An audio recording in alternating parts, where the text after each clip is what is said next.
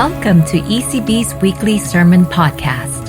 ECB is an international church in Bangkok, Thailand, with dozens of nationalities worshiping together.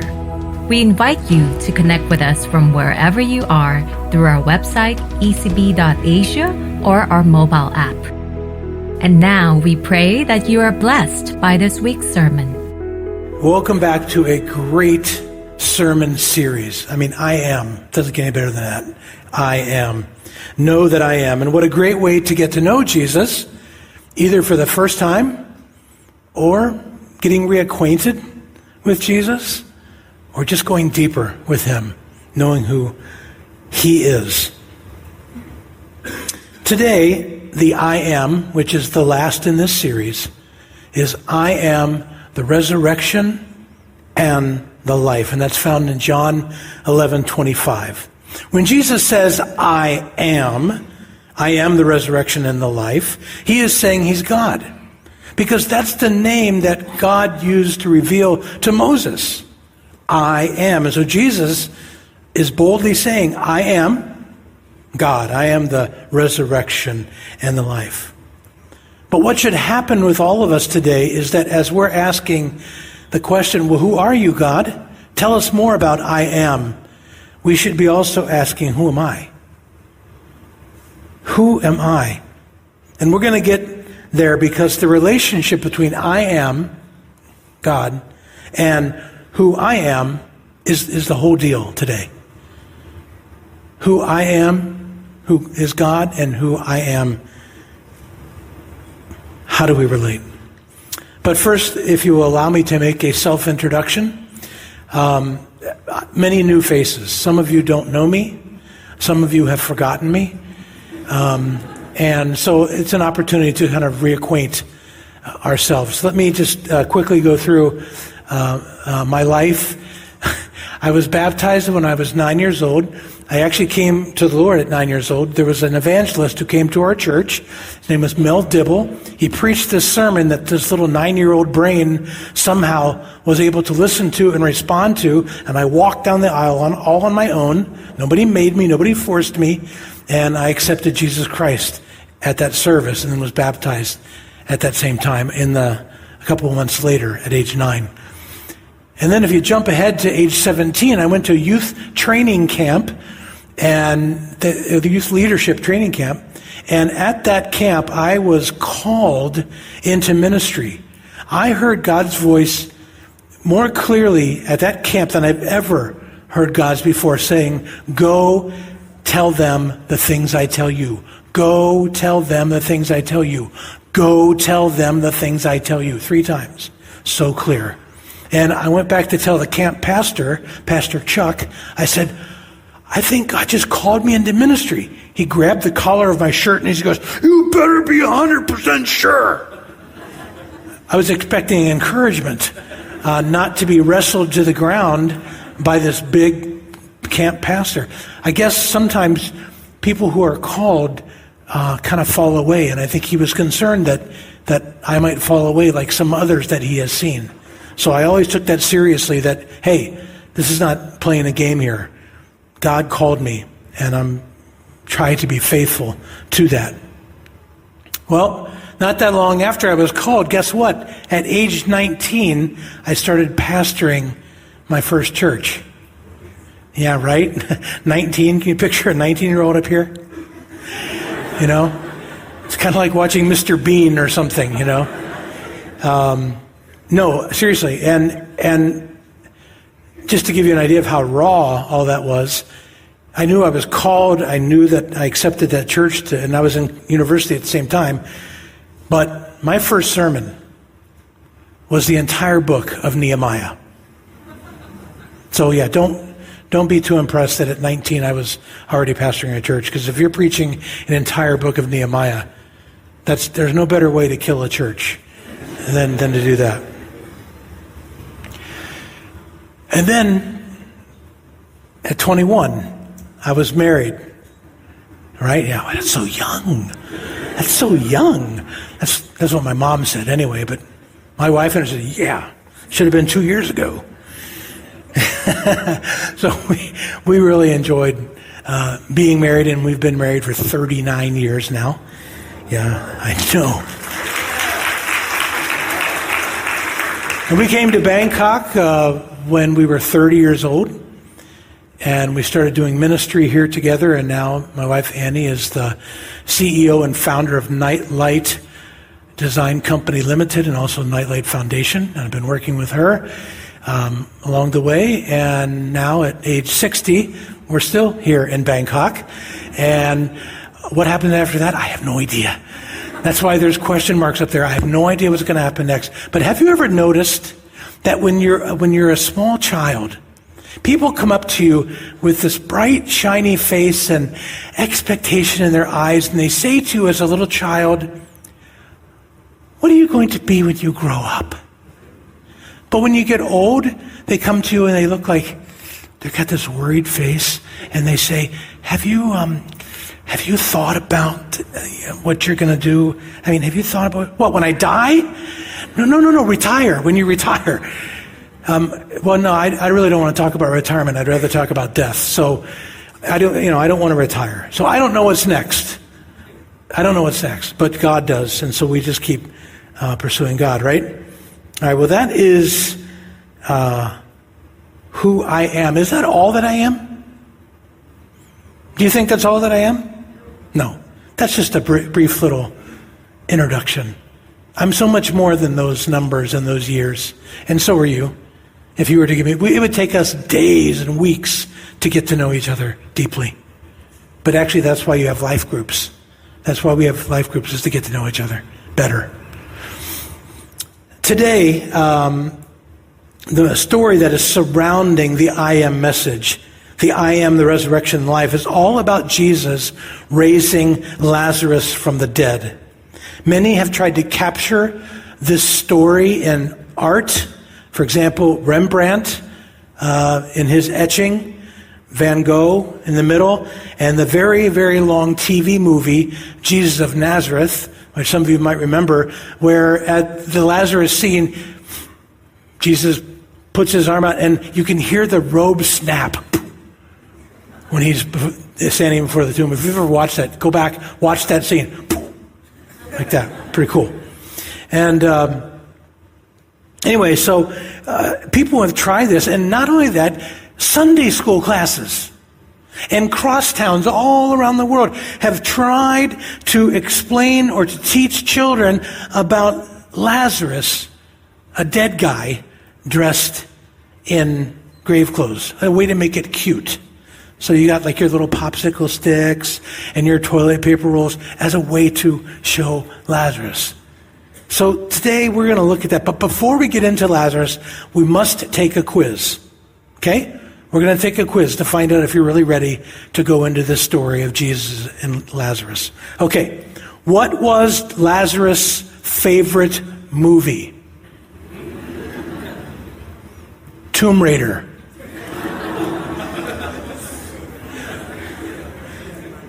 What was Lazarus' favorite food at Subway? The wrap. What was Lazarus' favorite kind of music? Also rap, but without the W. That's right. Good job. And finally, what was Lazarus' favorite cologne? Old Spice. I'm not done yet. Old Spice, Essence of Muerte. Muerte means death. I'm going to read to you the scripture, John 11, 38 to 44. I'm not going to ask you to stand up now. A lot of times we've been standing up for the reading of the word. It's kind of a long passage. I'm going to read it for you because I'm going to stop a little bit at a few key verses. And then when we get to the main verse, which is verse 25, I'm going to ask all of you to stand up and read it with me, okay? So you can stay comfortable right now, but please pay attention. Jesus, once more, deeply moved, came to the tomb. It was a cave with a stone laid across the entrance. "Take away the stone," he said. "But Lord," said Martha, the sister of the dead man, "by this time there is a bad odor, for he has been there 4 days." Then Jesus said, "Did I not tell you that if you believe, you will see the glory of God?" So they took away the stone. Then Jesus looked up and said, "Father, I thank you that you have heard me." So Jesus is right now, in this passage, in this story, he is going to show that he is the I am. He's not just going to say it. You don't like that, right? When people just say something, but they don't show anything about it. A lot of people like to say stuff. But where's the proof? So Jesus didn't just say, "I am the resurrection and the life." He is now going to demonstrate it. He's going to show it by raising Lazarus from the dead. And those who believe, he said, those who believe will see the glory of God. Jesus promised that. So Jesus continues his prayer to the Father. "I knew that you always hear me, but I said this for the benefit of the people standing here, that they may believe that you sent me."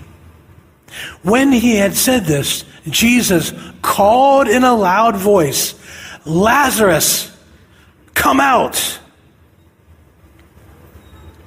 Jesus calls Lazarus in a loud voice and says, "Come out."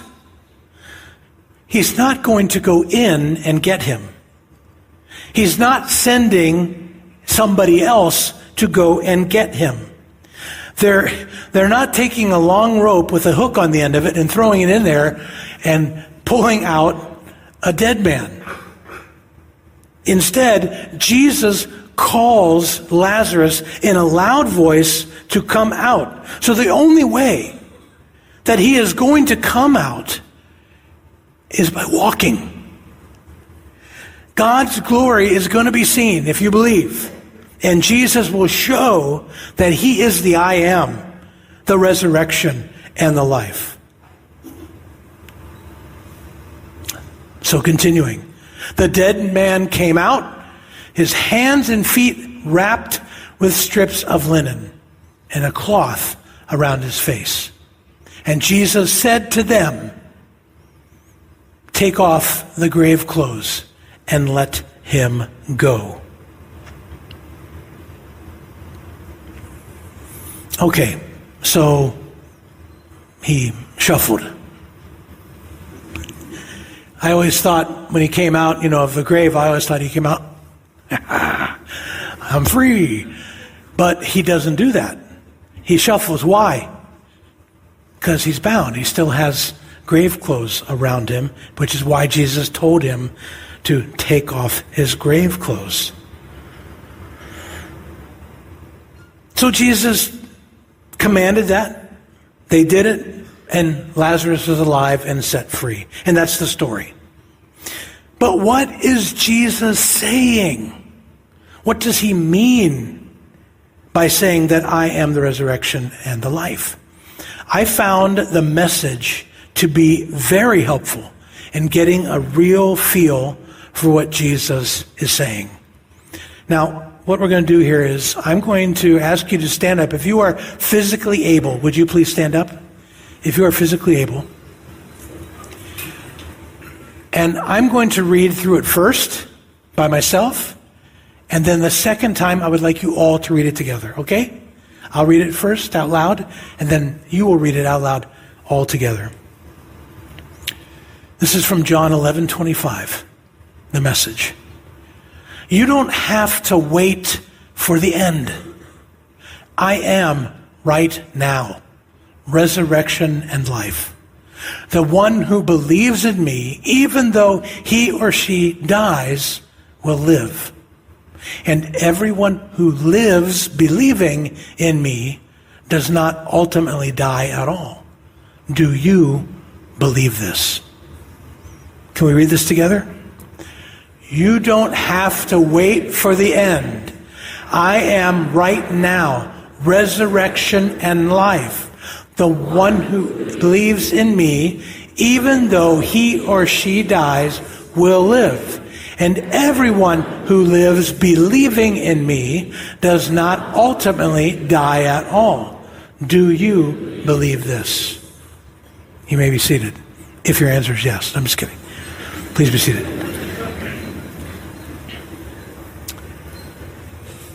We do not have to wait for the end to know resurrection, the end of life. We don't have to wait till the end of life. We don't have to wait till the end of our days. We don't even have to wait till the end of this day. We don't have to wait till the end of the world. We don't have to wait until that steps that I showed you. I don't have to wait. Resurrection and the life is for me and for you right now. I can know the power of the resurrection and life right now, and so can you. Jesus is resurrection and life right now. Somebody say right now. Right now. Turn to the person next to you and use your finger and say right now. Right now. Okay. And it is right now, and it'll be right now tomorrow. In this case, in the way that this was written, the way Jesus said it, it's always going to be right now. And so tomorrow it's going to be what? Right now. And the next day? Right now. I love that. The power of I am. The power of I am, resurrection and life, reverberates through the whole world and throughout all time right now. Why? There is something that activates this. He's already I am. He's already resurrection and life. But what makes it known throughout the whole world? We believe. If we believe, he said this himself.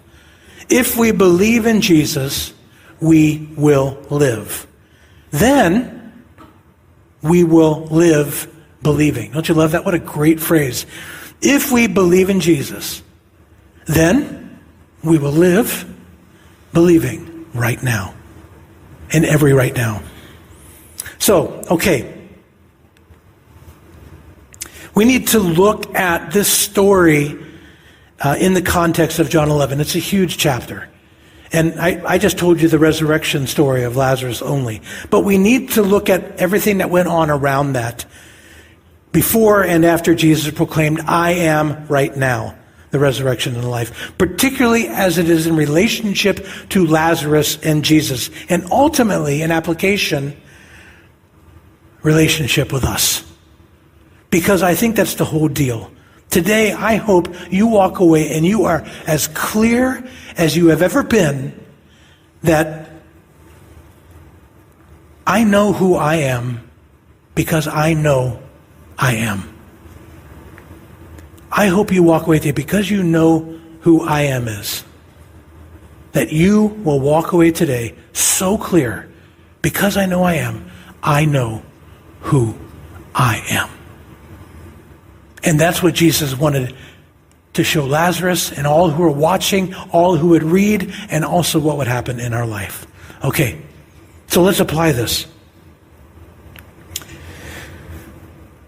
The first thing that we see is that Jesus loves Lazarus and calls him friend. In verse 3, so the sisters sent word to Jesus, a messenger, and said, Lord, the one you love is sick. The one you love is sick. And then John biographically confirms in verse 5, Jesus loved Martha and her sister and Lazarus. He loved them.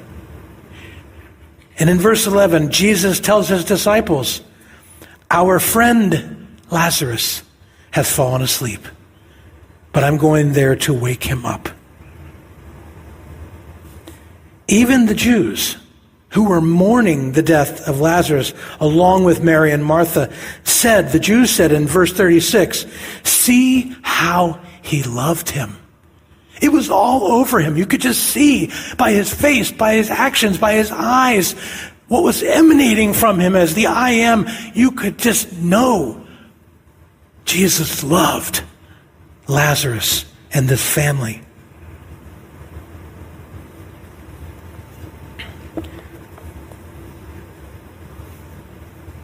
He loves you, church. He loves me. And he calls us friend. By the way, he loves me right now. Not when I get my stuff straightened out. And he calls me friend right now. Not when I decide that, okay, I'll let you be my friend. I love you now, church. And I'm your friend right now. And I want you to be alive with me now and forever.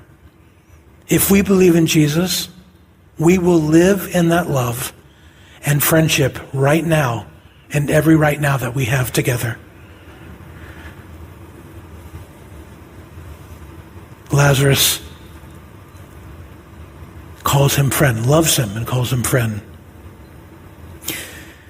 Jesus is deeply moved and cries with the others. In verse 33, John tells us that when Jesus saw her weeping, the Jews who had come along with her also weeping, he was deeply moved in spirit and troubled.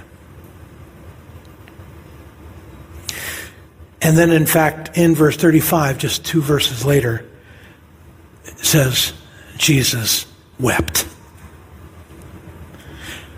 In most English translations, it's just 2 words. In Greek, it's 2 words. Jesus wept.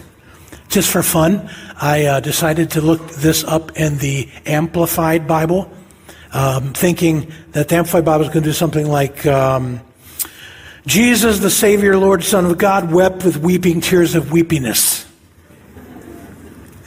But guess what? Even the Amplified Bible said, Jesus wept.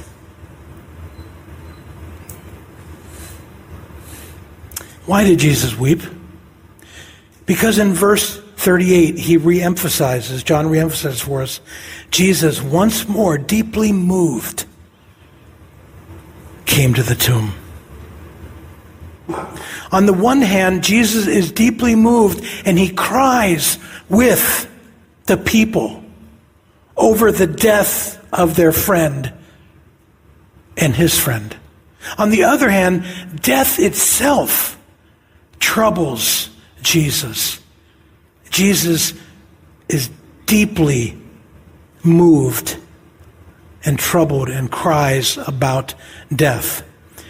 In 1 Corinthians 15, you know that Paul said and calls death the last enemy to be destroyed by Jesus. I am the resurrection and the life right now. He cares so deeply about you, church. And he cares so deeply about me. And he cares so deeply about us. And he cares so much, so deeply, that if there's even a little whiff of death in us,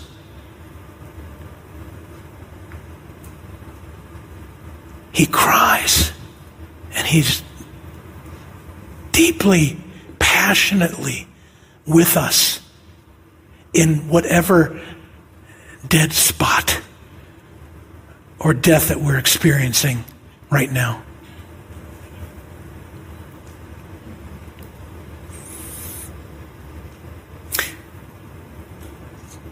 When was the last time that you cried? Did you sense that Jesus was crying with you? Or were you taught in your family crying is a sign of weakness? Friends, I would like to see you go to Jesus and say, crying is a sign of weakness. Because guess what? Jesus wept. Was that weakness? No. He cried. And what goes on in our lives deeply moves him because he cares so much.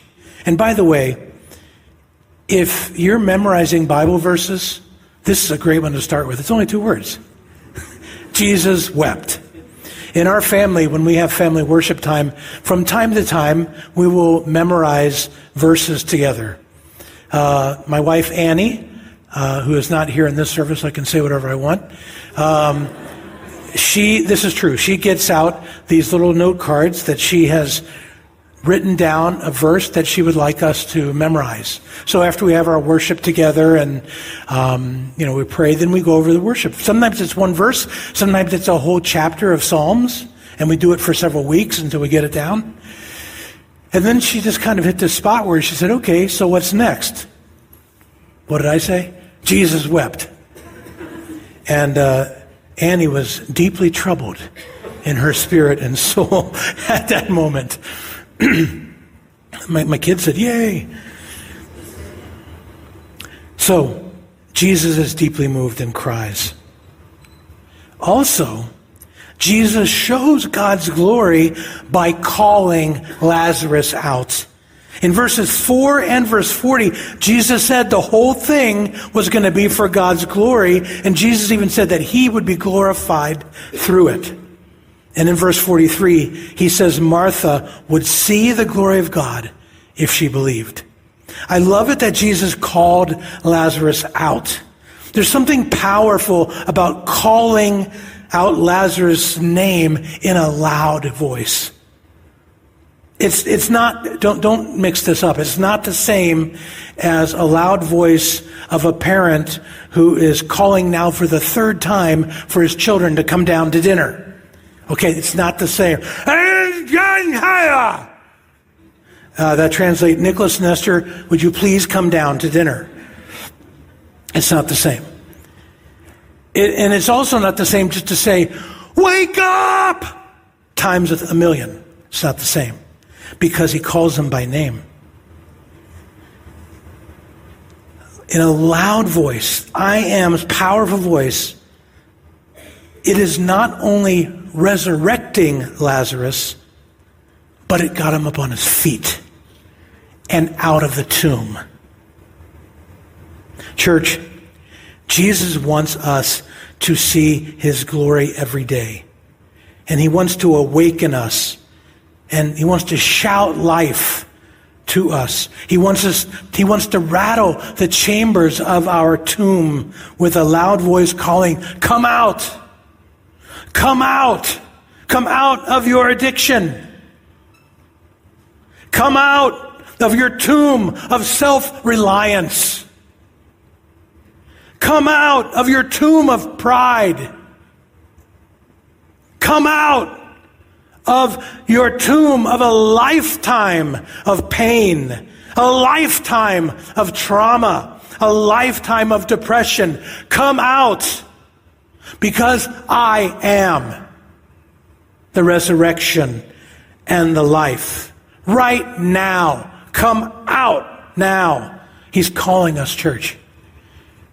He's calling you, he's calling me to come out of whatever we're in that's keeping us back. Whatever we're in that's a dead part, he's calling us out. And if I didn't say this already, may I say this now? This was not a suggestion. You know, if you want, if you would like to, if you have time, or whenever you feel like you're ready, come on out at whatever pace or speed you need to, please. It's a command.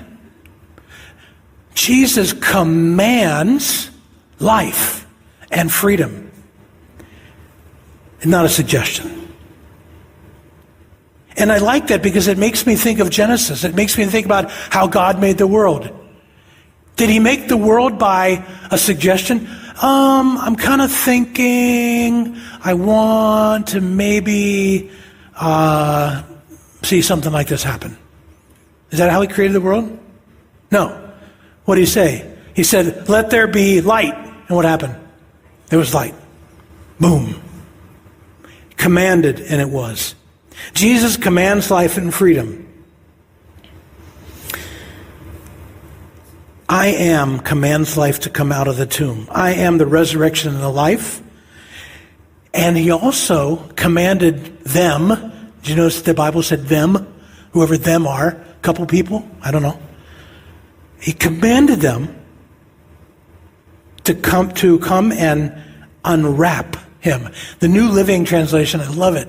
It says, unwrap him. Come and unwrap him. Why? Because he had the grave clothes on. So come and unwrap him. You, and you. Would you please unwrap Lazarus? So he was alive, but was he free? He wasn't free yet. I need your help on this, people, says Jesus. You thems, I need your help. Would you please unwrap him? Set him free. Let him go. Is it possible, church, that we've maybe lost our hearing? Is Jesus commanding too quietly? Or are we just not hearing him? Are we hearing suggestions when actually, well, we call that selective hearing, right? Well, I heard a suggestion. No, it was a command. Has his voice become weak to us? Has it been too long since we've seen the glory of God in our midst? Know that I am resurrection and life. And it's right here, it's right now, and it's commanding any dead area in our life, like a drill sergeant. 10 hot, forward, mark, unhap brands, unwrap feet, unwrap face, hoo-ha. I wasn't in the military. I just play one on TV. Well, that was Jesus and Lazarus. That was their relationship. Obviously, we can make many applications to our lives about that, but I'm still left the question, who am I? Who are you? I'm beginning to know I am better. Well, if we look, we can immediately apply this to a better understanding of ourselves. If Jesus says, if we believe, which that's what he said, if we believe, then we will know that we are resurrected by and to love and friendship. Remember, he loved Lazarus, and he called Lazarus his friend. So, I am loved, therefore, what? I love. I've been befriended, so therefore I am a friend. This is how we start to get to know who I am. Once we know I am, then I know who I am. Oh, I am loved. But that's not it. I don't sit there and just soak in the love all day long. I'm called to go love other people. I'm not just befriended. Oh, I am a friend of God. I love that song. But I need to go befriend someone else and tell them about Jesus. What else? Well, if we believe, then we are resurrected by and to passion and tears. Jesus was passionately and deeply moved about me and about you. So, if he cared that much and was so passionately, deeply concerned for me, and deeply moved, and he cried, will I be deeply moved, and will I cry with and for others? That's discovering who we are in I am. I'm a passionate crier as I sit with people and listen to their story, because that's what Jesus did for me. I am, if we believe, then I am resurrected and I'm called out for God's glory. Did you know that? You're called out for God's glory. It wasn't supposed to be just a one-time event. Lazarus, come out, and that's it. No, we are called out, and as we are called out, we see God's glory. Every time you come out at God's command from that dead spot in your life, you are showing the glory of God. And other people get to see it. Whoa! You recovered from that? You came out of that? The glory of God can be seen in you and in me and all of us at the church if we believe that He is the resurrection and the life now, coming out of our tombs, encourages others to come out of their tombs. And finally, I Am says, if we believe, then we are resurrected and also need to be unwrapped. I am right now in the process of being unwrapped at 60 years old. I'll tell you, that's kind of a humbling feeling when you really are being unwrapped and you're 60 years old. Don't let age mess with you. If you're in here and you are 12 years old, I pray, or under 12 years old, whatever, I pray that you experience the unwrapping that happens. That's where freedom happens. And you know what's great is we get to be part of an unwrapping ministry. This church gets to play an unwrapping ministry with one another. Now, we can only really unwrap as much as maybe we've been unwrapped. I don't know if that holds in every situation, but for the most part, I mean, if I'm still got some stuff binding me here, I might have some limits on how much I can help unwrap somebody else. But then we can experience and discover together what needs to come off. But you know, unwrapping makes you think of what? A gift. You unwrap it, and there's an amazing gift. That's right. We get to be part of this unwrapping ministry, and underneath all that gauze is a gift. A believer who came out and is now experiencing the new life of I Am resurrection. And that's a gift to that person. That's a gift to you, the unwrapper, and that's a gift to the church.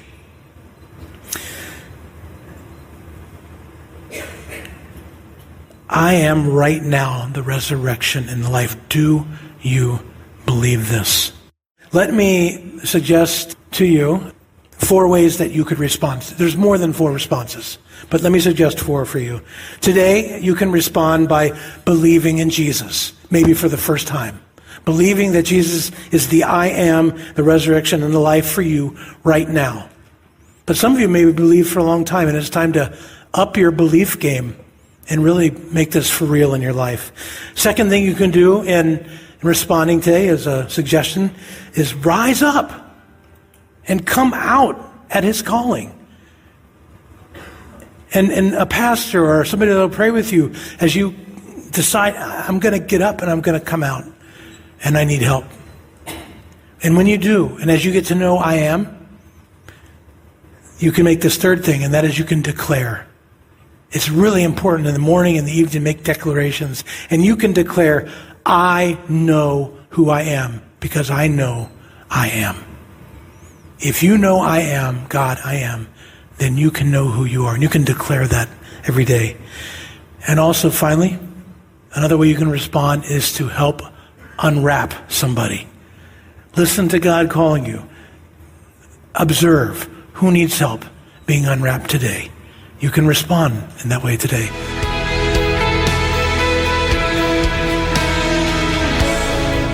Thank you for tuning in to the ECB Sermon Podcast. Whether near or far, if you are looking for community or are in need of prayer, we welcome you to engage by sending us an email to office@ecb.asia. If God is calling you to support our ministries, you will find giving options on our website. And remember to join us next week. God bless you.